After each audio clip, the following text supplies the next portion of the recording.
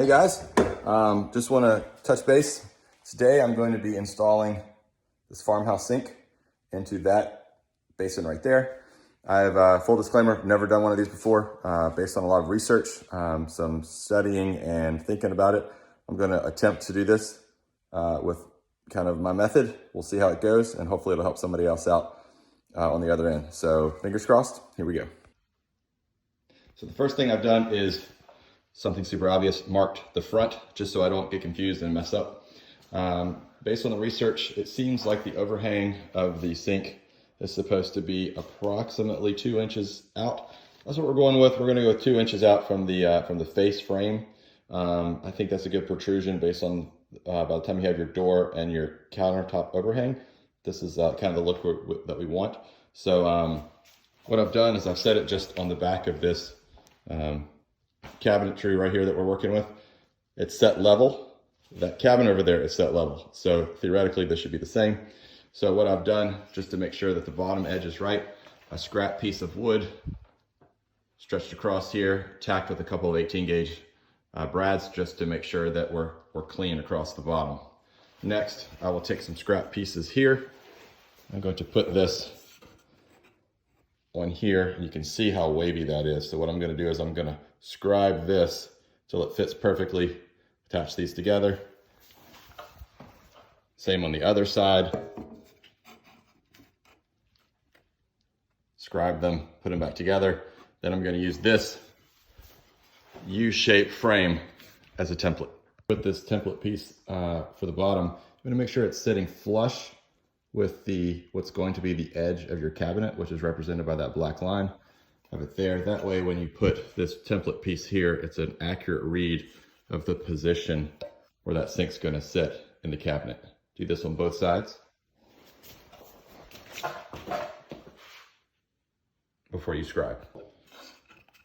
So that way this piece sits against that line. And I've already scribed this with a pencil, but scribe it like so. I'm going to take it to the table saw and take a little back bevel off of it, and then finish it with the grinder. So we have the table saw set at about a 5-degree back bevel, which will help with scribing this piece. And by the way, this is a flex bolt saw. Love this saw. Pretty close with the table saw. I'm going to finish that with the grinder.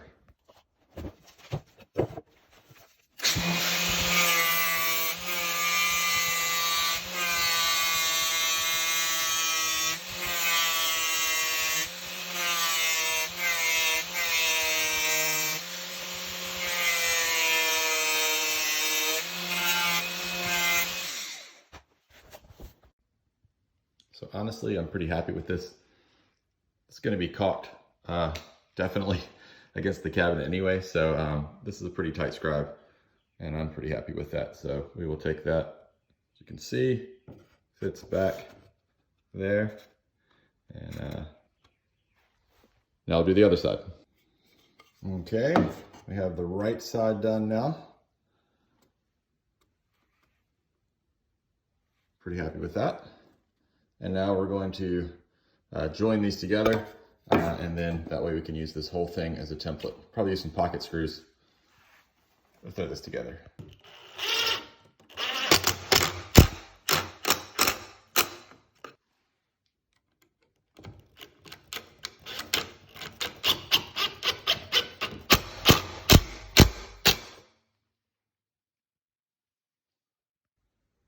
So now that I've got that right side and the left side screwed to it, I'm going to put this top piece here on the back that will help keep this that way tight and that way tight as well. And then also we'll reference the top of the sink as it sits in the cabinet. I need some 1 1/4 brads.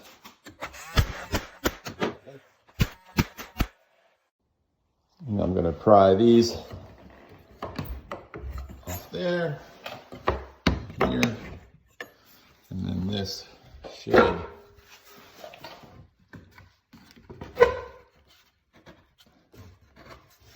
the brad wasn't holding so hard.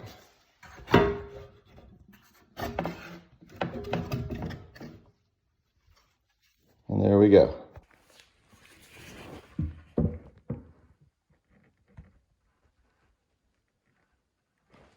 Now that we've marked the center of the cabinet, we're going to level this out to get a center line for reference. Now we have our center line. This should be the template. So after having the template set, I took a pencil and I just marked it inset so I can take this off, cut it close to size like I would if I was scribing it. I'll put this back on, clamp it to the cabinet, and then we'll use a pattern router bit to get it dialed in.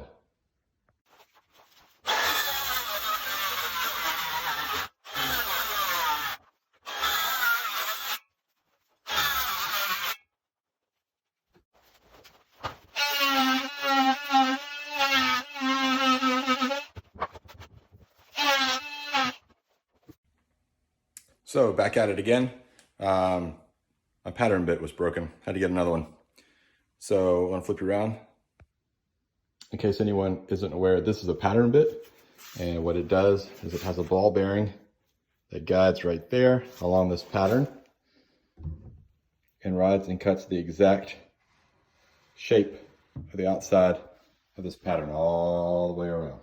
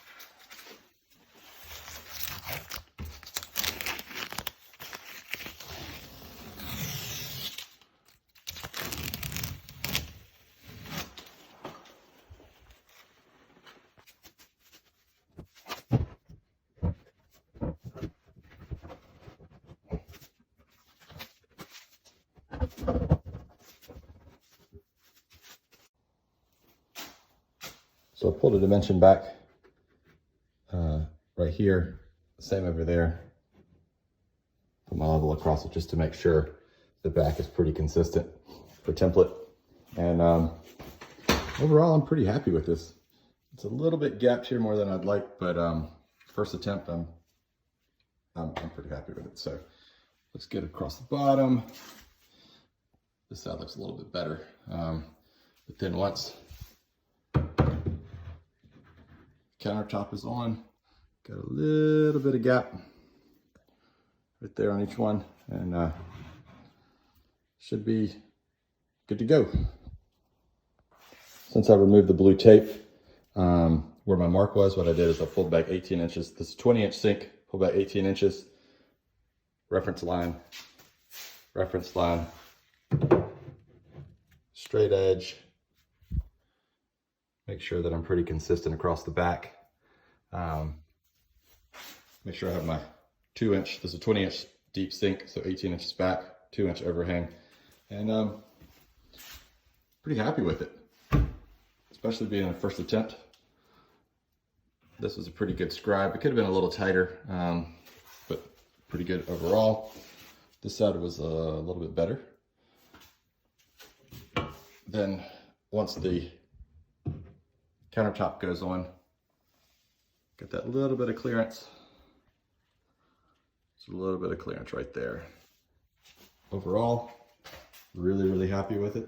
And yeah, let's get these things templated up. One other thing to note, you need to do some kind of a support system for these sinks because they're so heavy and they don't actually sit in anything. So I use some 1x12 across the top, screwed in, and then also cut out a circle that's pretty good, a good extra size, so that the sink drain and our garbage disposal will fit. You get a little extra space in the back to be able to hook up all your water supply lines. So I hope that helped. Worked pretty good. Pretty excited about it. The next one I do, whenever that is, will be a lot better, a little smoother. So if you have any questions, reach out, and we'll see you next time.